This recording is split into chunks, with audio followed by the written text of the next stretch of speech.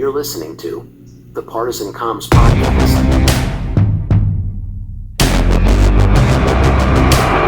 There is a signal broadcast every second of every day through our television sets. In this episode, we'll take a deep dive into two horrific events that sent shockwaves through the City of Reno. Events that left the community searching for answers and grappling with the aftermath. We'll unravel the details, explore their lasting impact, and examine the unanswered questions that still linger.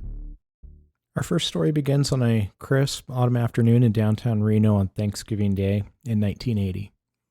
Families were out enjoying the holiday, people were shopping, walking, and laughing, and going about their day, unaware that chaos was about to erupt when a blue 1974 Lincoln Continental sped onto a sidewalk. The driver's actions ended up leaving 6 dead and 23 injured.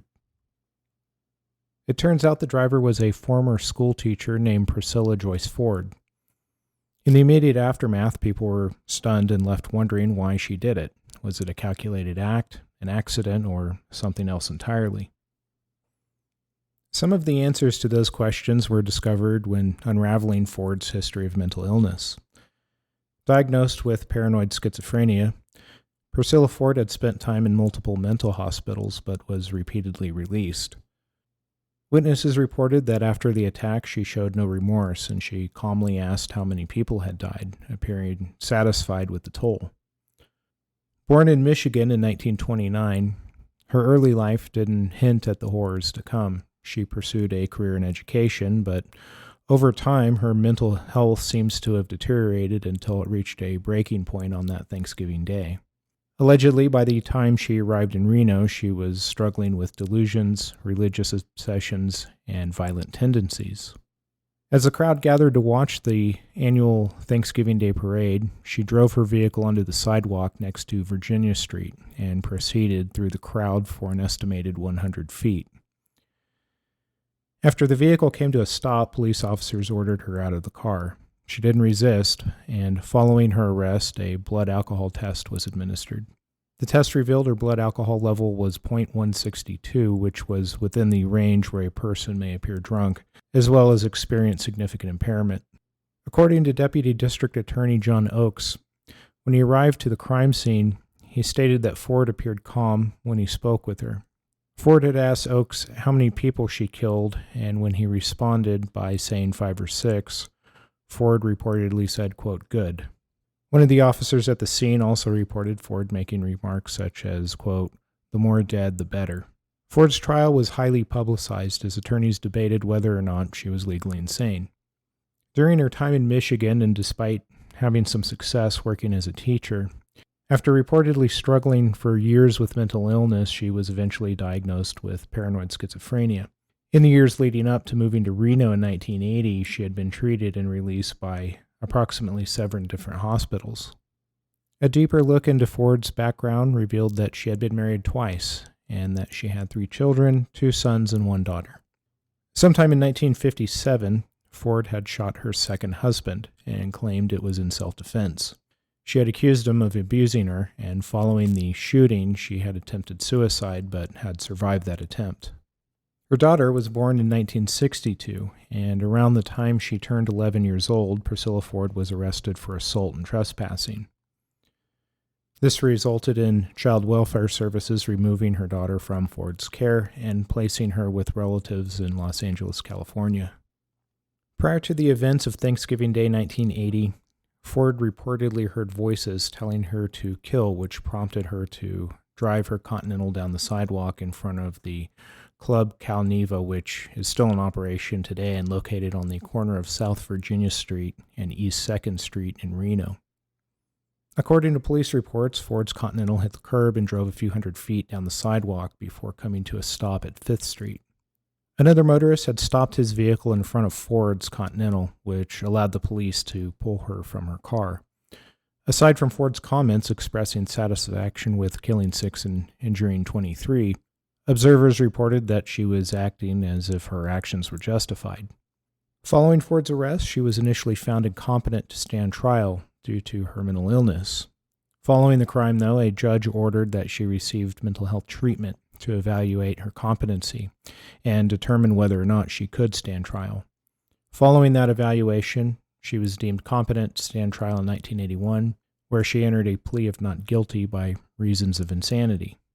Investigations into Ford following her arrest revealed the details about her long history of mental illness, as well as her diagnosis of paranoid schizophrenia, as well as her hospitalization and treatment over the years at several different facilities prior to moving to Nevada. Ford's trial began in November of 1981 and lasted approximately 5 months.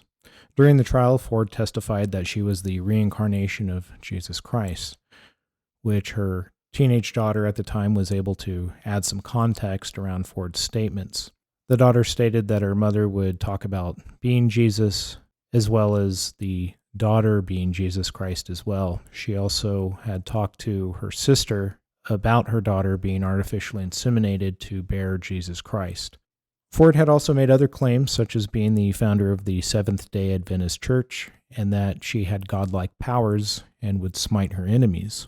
During the trial, it was discovered that although she had been diagnosed with paranoid schizophrenia, that she also had violent tendencies, and that she would not stay on the medication, which helped keep her illness under control. Ford's jury included 5 men and 7 women. Her public defender, Lou Carnahan, recounted for the jury Ford's history of severe mental illness and said that as a result of that illness, the death penalty would be an injustice. Carnahan pleaded with the court to sentence Ford to life in a criminal mental institution where she could continue to receive treatment.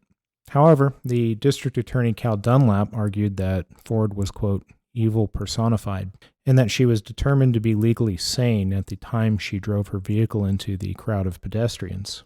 Witnesses to the tragedy said Ford appeared to be looking for people to hit, and she made no effort to avoid pedestrians. According to one witness, Marty Edmondson, quote, she came right at us with a body still in the hood of the car, and she looked like she was looking for somebody else to hit.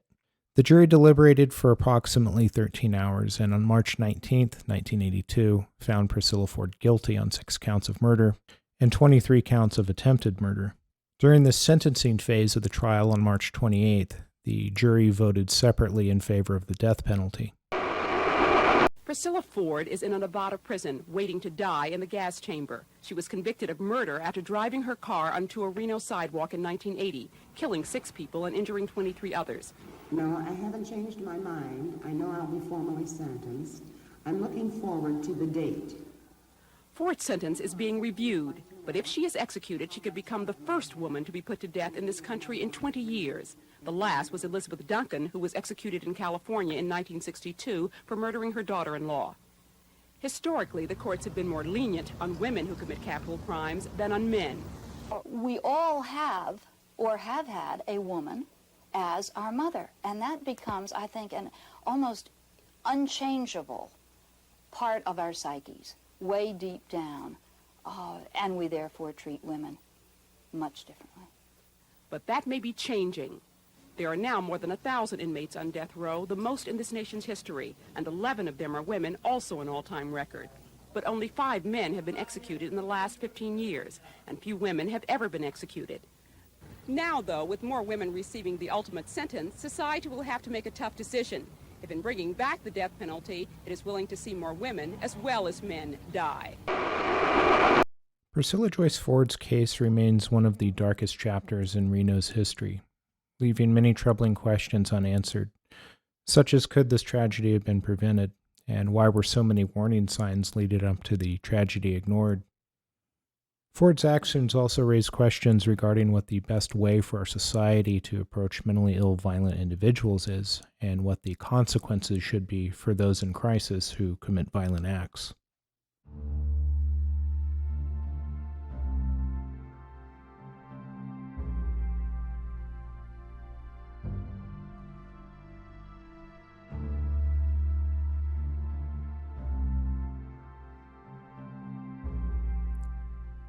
The murders of Albert and Joan Mazzullo remain one of the most perplexing, unsolved cases in Reno, Nevada. In March of 2006, the couple was found shot to death in their home in the upscale Montreux neighborhood in Reno. Despite extensive investigations, the case remains a mystery, with no apparent motive, leaving a lasting impact on their family and the community. Albert and Joan were both born in Brooklyn, New York, and married on January 24th, 1953.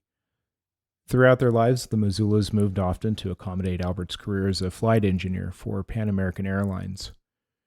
In the early 1970s, they moved to Incline Village in Nevada, along with 3 other families who also worked for Pan American Airlines and were some of the area's original full-time residents.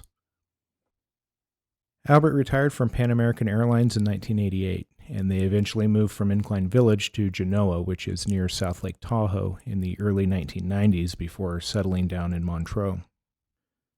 Joan Mazzullo was a stay-at-home mom and considered a socially vibrant person who enjoyed hosting dinner parties. The couple was described as friendly, frugal, and active as they enjoyed spending their time playing tennis, skiing, and going on daily walks together. The couple had moved to Montreux to be closer to their daughter's family.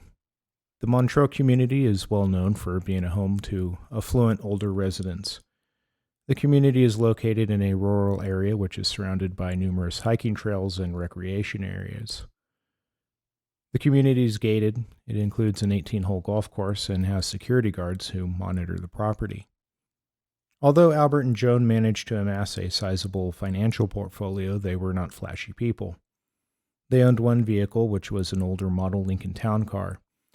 And although they lived in an upscale community, their home was valued at approximately $1.2 million in 2006, which was modest compared to many other homes in the community.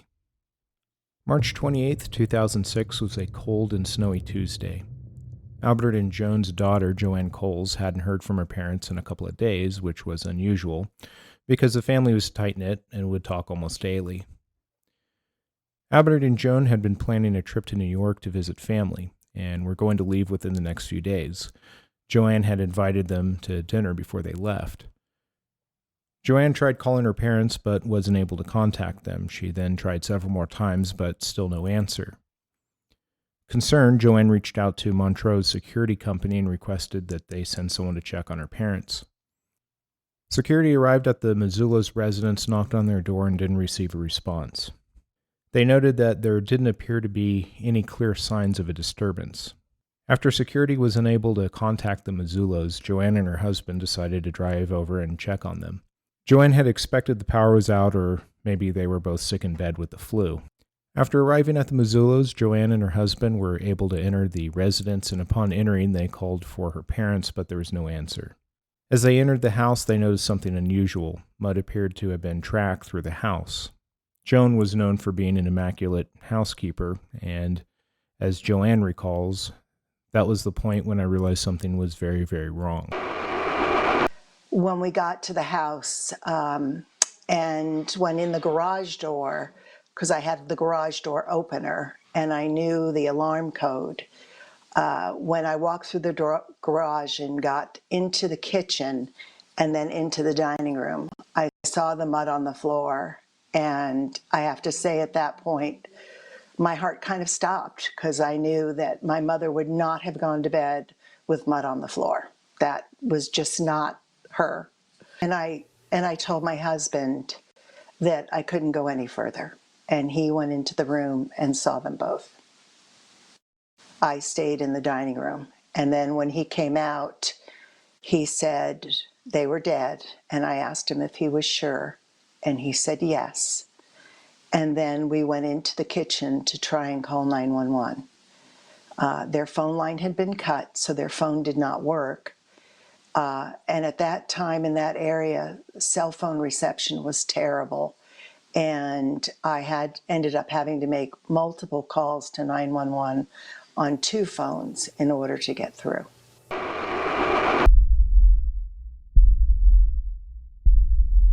It was in their bedroom at approximately 7:20 p.m. the couple was found shot to death. Albert and Joan were both 75 years old.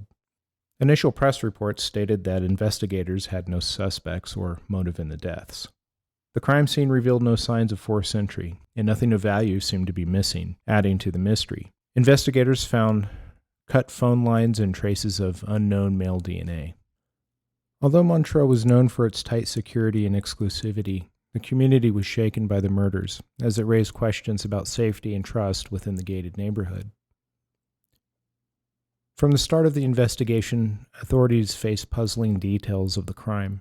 For example, there were no signs of robbery, and there wasn't anything in either Albert's or Joan's background to indicate someone would have any reason to target them. The Galena Creek Trail is approximately 4.8 miles long and extends from Mount Rose Highway to Callahan Road. That trail runs behind the Missoula residence, which is located on Lake Geneva Drive. Other geographical features near the Missoula residence include the 16th hole on the Montreux Golf and Country Club course. Investigators believe that since the home was inside a gated community, the killer had used that hiking trail to approach the house. Once on the Missoula's property, the killer cut the phone line, which to the police indicated this person had some knowledge of the home. We had one other case that a phone line was cut here in Washoe County, and all the murders that I looked at from 1960 until the current time. And so it is a super unusual tactic for a killer to use, and somewhat risky in that area because a cut phone line could signal an alarm company that there's a problem at a house. And the alarms up there are radio based. So there's a radio receiver close by that would receive such a cut phone line or low power alert. So it was a risk to cut those phone lines, and that's one of the reasons that we feel that the Masalos were targeted. This wasn't some random spree killer that happened across their house. There were no signs of forced entry, and upon arrival of Joanne and her husband to check on the Missoula's, it appeared that all the doors had been locked. The only sign that someone had been in the house was the discovery of the muddy tracks inside the home, and the presence of footprints police found beneath the snow after it had thawed. One of the detectives working on the case confirmed that the last known interaction the Missoula's had was with a furniture salesman on Monday, March 27, 2006 at approximately noon. One of the Missoula's computers also showed internet activity into the evening.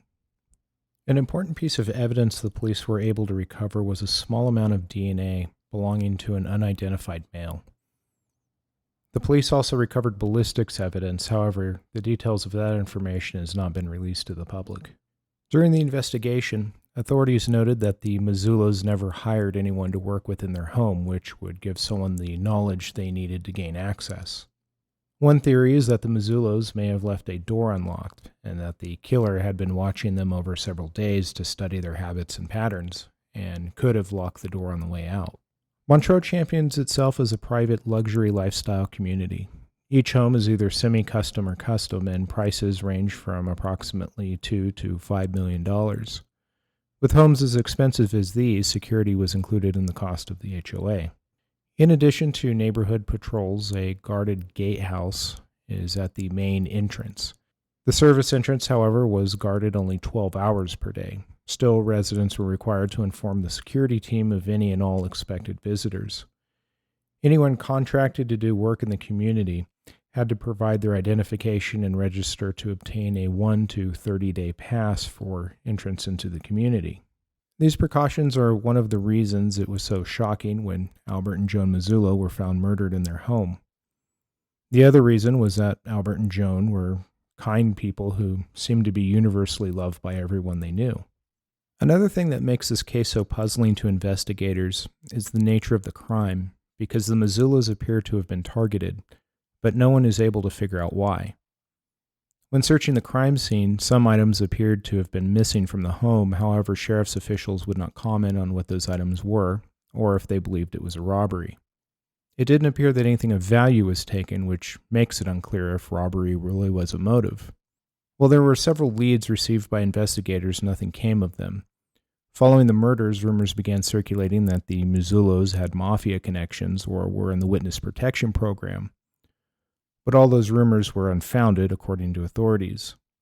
One of the original detectives investigating the case, Tom Green, stated that, quote, "We found nothing secret in their life that would have indicated that they put themselves in a sort of risk category. That's something we often look at in homicides. Is the victim involved in risky behavior? Are they involved in drugs and other illicit activities? We were never able to find anything with the Missoulas." Another interesting clue cited by investigators was they found the morning newspaper, which I believe was from March 27th, inside the residence. The muddy tracks inside the home indicated that the murders took place sometime during the overnight hours into the morning of March 28th. Sometime after the murders, it began to snow. However, once the snow thawed, impressions of footprints were discovered that led out the back of the residence and behind a fence that runs the perimeter of the neighborhood. One theory suggests that the killer took their time to study the area and made a plan to cut the phone lines and then attack the Mazzulos in their sleep. Driving through the main gate and through the neighborhood to the Mazzulos' home would have been too risky. Authorities were unable to find any grudges towards the Mazzulos. They appeared well liked in the community, and there didn't appear to be any connections with other crimes in the area going back several decades. According to authorities, there were no similar crimes in the area prior to 1960. They had only one other case where telephone lines were cut, but none involving homicides. Although the case is nearly 20 years old, investigators are still continuing to follow up on new leads. The killer left behind valuable evidence in the form of DNA, as well as ballistics from the murder weapon. Investigators have submitted the DNA to the Combined DNA Index System, which is a software program that operates local, state, and national databases of DNA profiles managed by the FBI. Unfortunately, so far there have been no matches. Despite the passage of time, the Washoe County Sheriff's Office continues to seek information, and the family is offered a reward for tips leading to an arrest. Investigators occasionally receive secret witness tips and continue to follow every lead. Some of those leads have produced potential persons of interest. For example, in 2017, authorities received a tip about a murder suspect in Alaska. However, after working with the FBI and conducting a behavioral analysis, that suspect was ruled out. The Mazzullo murders highlight the fragility of life and the enduring pain of unanswered questions. Their story serves as a reminder of the importance of community vigilance and the relentless pursuit of justice. While the case remains unsolved, the memory of Albert and Joan lives on in the hearts of those who knew and loved them. Anyway, that's all I have for this episode. Thank you for listening, and if you enjoyed this podcast, please subscribe, rate, or write a review.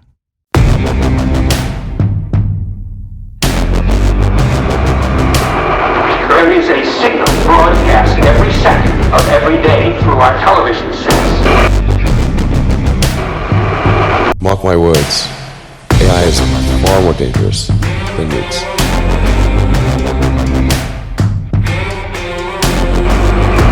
Science and technology are propelling us forward at accelerating rates. Engines throttling up, 3 engines now at 104%.